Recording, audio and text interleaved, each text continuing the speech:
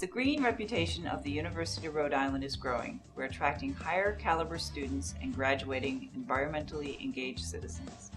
Everyone plays a part, from our surrounding communities and faculty and staff, and especially you, URI students. Your choices and actions contribute greatly.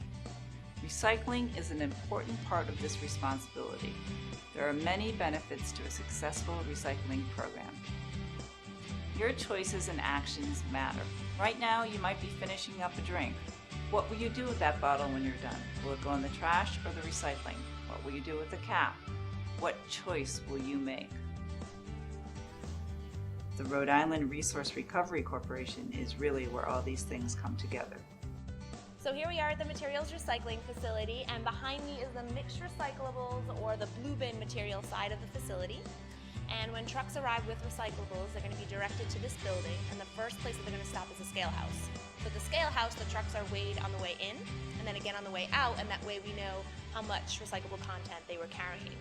And the first step in the process is to dump all those materials out onto what we call our tip floor, and that's where we have waste inspectors who will check out the contents of the load. They'll make sure there's nothing dangerous or hazardous, or there isn't a large amount of trash mixed in with the recycling. We use a combination of mechanical and manual sorting here. By mechanical, I mean we use things like magnets. So for example, we'll use an electromagnet, and that can pull out all the tin and steel from the mixed materials. We'll use an eddy current, which aluminum will react to, so we can separate out all the aluminum that way. We'll use a glass crusher to crush up the glass and sift it out of the stream.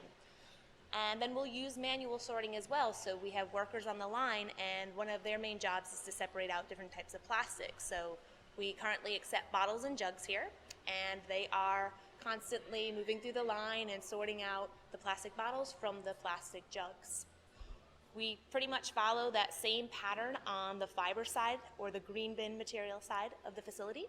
So we'll use mechanical sorting again. We'll use something called a star screen. And the star screen is used to push over large pieces of cardboard and get them out of the system before it gets to the manual sorters. And then the sorters are going to pick out smaller pieces of cardboard. They're also going to pick out all the things that don't belong, that shouldn't have been placed in the green bin. So one of the common problems that we see on the paper side of the facility is plastic bags.